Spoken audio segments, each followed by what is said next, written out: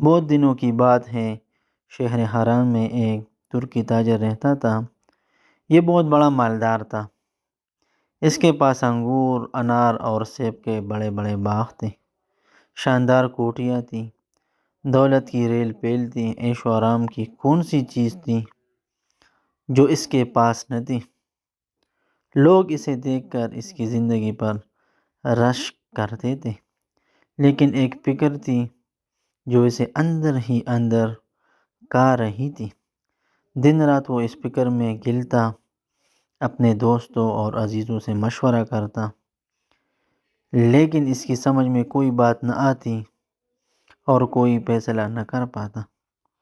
بات یہ تھی کہ اس کی ایک نوجوان لڑکی تھی، بڑی ہی خوبصورت، نیک اور سلیقے والی، ادب، تہذیب، علم، ہنر، نیکی اور دینداری، سب ہی خوبیاں اللہ نے اسے دے رکھی تھی۔ گھر گھر سے اس کے پیغام آ رہے تھے، چونکہ یہ ترکی تاجر ایک اونچے شریف خاندان کا آدمی تھا، اور پھر اللہ تعالیٰ نے مال و دولت بھی دے رکھا تھا، طبیعت میں نیکی اور بھلائی بھی تھی۔ اس لیے ہر ایک چاہتا تھا کہ وہ اس کی لڑکی کو بیاہ کر لائے، لیکن ترکی تاجر کا دل کسی بھی لڑکے کے لیے نہ ٹکتا تھا۔ بڑے بڑے گھرانوں کے پیغام آئے، لیکن باپ نے ہر جگہ انکار ہی کیا۔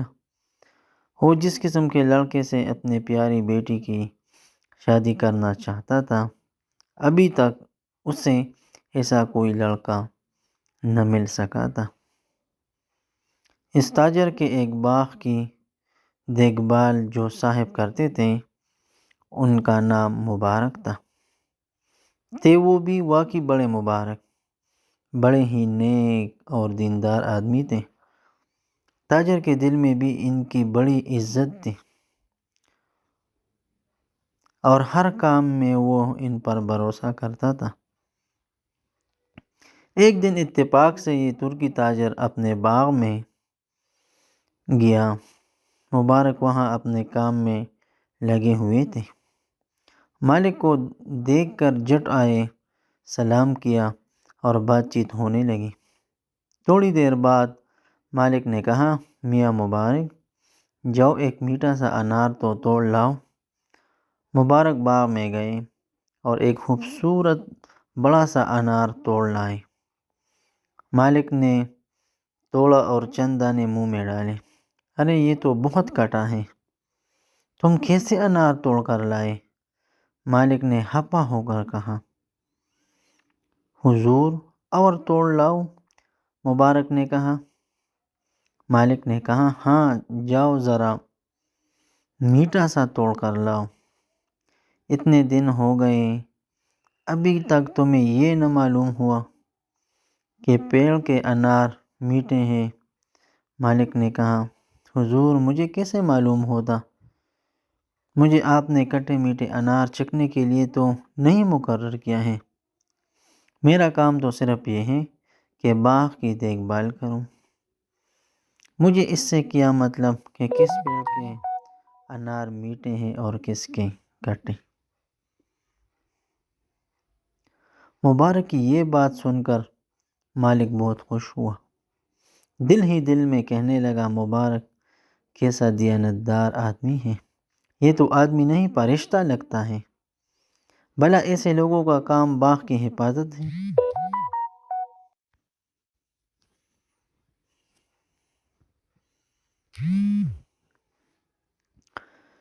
یہ شخص تو اس لائق ہے کہ ہر وقت میرے ساتھ رہے، ہر کام میں میں اس سے مشورہ لوں اور اس کی صحبت میں رہ کر بھلائی اور نیکی سیکھوں۔ یہ سوچ کر اس نے مبارک سے کہا، بھائی تم میرے ساتھ کوٹھی پر چلو، آج سے تم وہی کوٹھی میں میرے ساتھ رہنا۔ باغ کی حفاظت کے لیے کسی اور آدمی کو مقرر کر دیا جائے گا۔ مبارک خوشی خوشی اپنے مالک کے ساتھ کوٹھی پر پہنچے اور آرام سے رہنے لگے۔ مالک بھی اکثر آ کر مبارک کی صحبت میں بیٹھتا، دین و ایمان کی باتیں سنتا، خدا اور رسول کا ذکر سنتا اور خوش ہوتا۔ ایک دن مبارک نے دیکھا کہ مالک کچھ سوچ رہا ہے، جیسے اسے کوئی بہت بڑی فکر ہو۔ پوچھا، بھائی کیا بات ہے؟ آج آپ بڑے فکر مند نظر آ رہے ہیں۔ مالک جیسے ہی اس سوال کا انتظار ہی کر رہا تھا، اس نے اپنی ساری پریشانی کی کہانی سنا ڈالی۔ مالک نے کہا، مبارک بھائی، یہ بتاؤ میں اب کیا کروں؟ ہے بے شمار پیغام ہے، کس سے اقرار کروں اور کس سے انکار کروں؟ اس فکر میں دن رات گلتا ہے اور کوئی فیصلہ نہیں کر پاتا۔ مبارک نے کہا، بے شک یہ فکر کی بات ہے۔ جوان لڑکی جب گھر میں بیٹی ہو تو ماں باپ کو فکر ہوتی ہے۔ اگر مناسب رشتہ مل جائے تو زندگی بھر سکھ اور چین ہے، اور کسی برے سے خدا نخواستہ پالا پڑ جائے تو زندگی بھر کا رونا ہے۔ پھر تم ہی کوئی حل بتاؤ، مالک نے کہا۔ حضور، میرے نزدیک تو یہ کوئی ایسی بات نہیں ہے جس کے لیے آپ دن رات گلیں اور اپنی صحت اور اپنی صحبت خراب کریں۔ ہم اور آپ خدا کا شکر ہے مسلمان ہیں۔ زندگی کے ہر معاملے میں پیارے رسول صلی اللہ علیہ وآلہ وسلم کی پاک زندگی ہمارے لیے بہترین اسوہ ہے۔ اس اسوہ پر جب بھی ہم عمل کریں گے، انشاءاللہ اچائی ہی ہمارے سامنے آئے گی۔ مبارک نے پوری اطمینان سے کہا، اچھا تو پھر بتاؤ پیارے رسول صلی اللہ علیہ وآلہ وسلم کے اسوہ کی روشنی میں مجھے کیا کرنا چاہیے؟ یہ تو حقیقت ہے کہ جب بھی کوئی مسلمان اس بہترین اصول سے منہ موڑے گا، ذلیل ہوگا۔ مالک نے کہا، دیکھیے، جہاں تک اسلام سے پہلے کے لوگوں کا تعلق ہے، یہ لوگ عزت، شہرت اور خاندانی بڑائی ڈھونڈتے تھے۔ یہودی لوگ مال پر جان چڑھاتے تھے اور عیسائی خوبصورت اور حسن تلاش کرتے تھے۔ لیکن مسلمانوں کو پیارے رسول صلی اللہ علیہ وآلہ وسلم نے تاکید کی ہے کہ تم رشتہ کرتے وقت ہمیشہ نیکی اور دینداری کو دیکھنا۔ مالک یہ سن کر خوشی سے اچھل پڑا اور کہا، مبارک بھائی، خدا کی قسم تم نے میرا سارا غم دھو دیا، جیسے اب مجھے کوئی فکر ہی نہیں ہے۔ وہ خوشی خوشی گھر پہنچا، بیوی کو سارا قصہ سنایا، وہ بھی خوش ہوئی اور مبارک کی نیکی اور سوجھ بوجھ کی تعریف کرنے لگی۔ ترکی تاجر نے موقع مناسب پا کر بیوی سے کہا، پھر ہم کیوں نہ اپنی پیاری بیٹی کا نکاح مبارک سے کرا دیں؟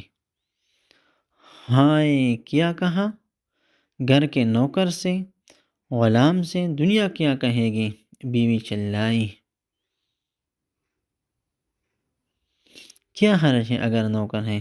پیارے رسول صلی اللہ علیہ وآلہ وسلم نے فرمایا ہے، تم نیکی اور دیانتداری کو دیکھو۔ خدا کی قسم، مجھے تو اس کسوٹی کے لحاظ سے پورے شہر حرام میں مبارک سے زیادہ نیک اور دیندار نظر نہیں آتا۔ بڑا ہی سمجھدار اور دیانتدار آدمی ہے۔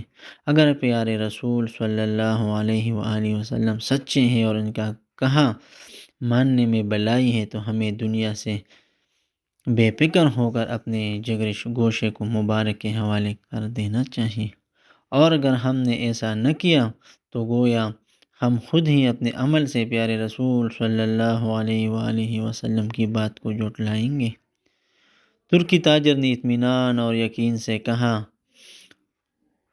شوہر کا یہ عزم دیکھ کر اور سیدھی اور سچی بات سن کر بیوی بھی دل سے راضی ہو گئی، اور حرام کے رئیس کی اس چاند سی لڑکی کی شادی ایک ایسے غریب سے رچائی گئی جس کے پاس نہ روپیہ پیسہ تھا، نہ کوئی گھر اور نہ ہی کسی اونچے گھرانے سے اس کا تعلق تھا۔ اس کے پاس اگر کوئی دولت تھی تو ایمان و اسلام کی، نیکی اور تقوی کی۔ یہ وہی لڑکی تھی جس کے لیے حرام کے بڑے بڑے رئیسوں نے پیغام بھیجے، اونچے اونچے برائیوں خاندانی لڑکوں نے پیغام بھیجے، لیکن مبارک کی نیکی اور تقوی کے مقابلے میں ہر ایک نے شکست کھائی۔